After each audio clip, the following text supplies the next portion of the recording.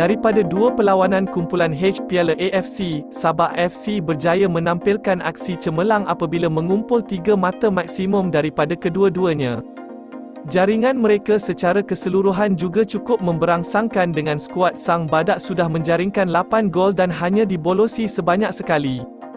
Catatan berkenaan sudah cukup untuk meletakkan mereka di tangga teratas kumpulan dengan 3 mata membezakan pasukan terbabit dengan pencabar terdekat, Hougang United.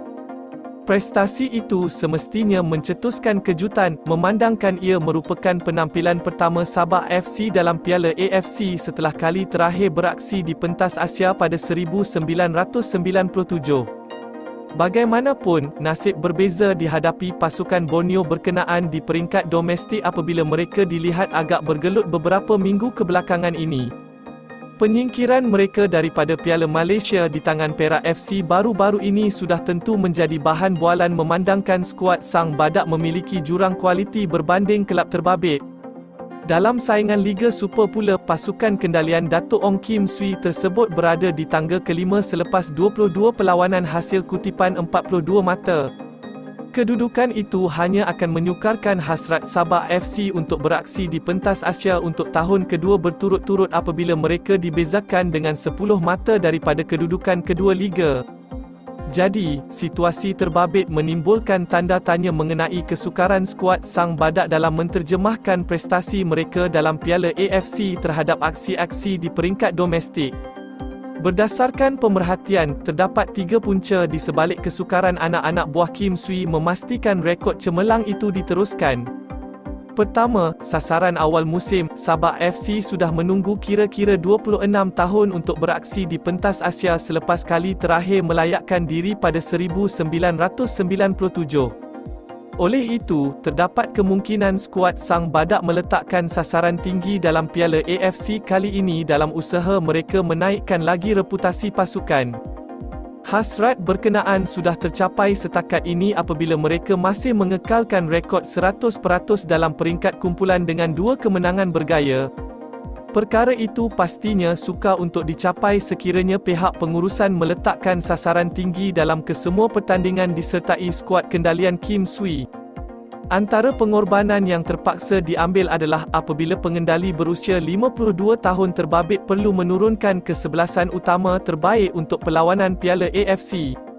Pendekatan taktikal tersebut bagaimanapun mendesak Kim Swee untuk menggilirkan pemain untuk aksi di peringkat domestik untuk mengelakkan isu kecederaan. Meskipun ia hanya satu tekaan, tidak mustahil buat pasukan Borneo terbabit dalam membuat keputusan sedemikian sebelum permulaan musim lalu.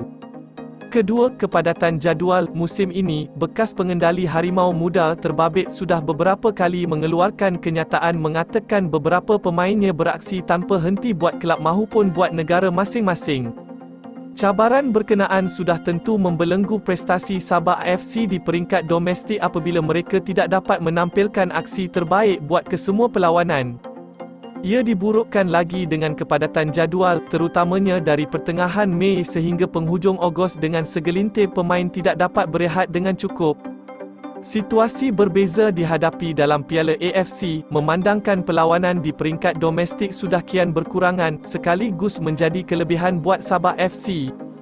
Berdasarkan jadual skuad Sang Badak pada September lalu, mereka hanya beraksi sebanyak 3 kali dengan 2 daripadanya merupakan perlawanan Piala Malaysia.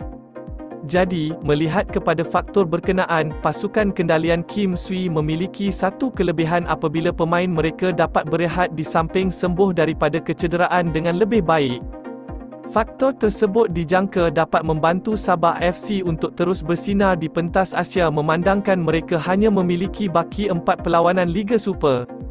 Ketiga, kekurangan pilihan pemain. Seperti dikatakan, Sabah FC mempunyai masalah pada pertengahan musim apabila mereka berdepan cabaran mengenai kepadatan jadual dalam kesemua pertandingan. Hal itu bukan sahaja menyukarkan Kim Swee dalam menurunkan kesebelasan utama terbaik kerana ia turut diburukkan lagi dengan kecederaan terhadap beberapa tonggak pasukan. Jalton Paraiba, Gary Steven Robert, Sadil Ramdhani serta Airul Fahmi Che Mat merupakan antara bintang skuad Sang Badak yang berdepan dengan isu kecergasan. Ia bagaimanapun bukanlah sesuatu yang mudah untuk dielak memandangkan sebilangan daripada mereka sudah semakin menghampiri penghujung karya masing-masing. Tidak cukup dengan itu, keputusan mengejut daripada kapten pasukan, Badrul Bakhtiar yang meninggalkan Sabah FC pada pertengahan musim turut memberi impak terhadap skuad depth mereka. Sekiranya hendak dibandingkan dengan musim lalu, mereka memiliki skuad lebih mantap dengan beberapa pengganti tersedia dalam sebahagian posisi. Kekurangan pilihan pada musim ini sedikit sebanyak memberi impak terhadap pendekatan taktikal jurulatih terbabit untuk mengumpul lebih banyak mata musim ini.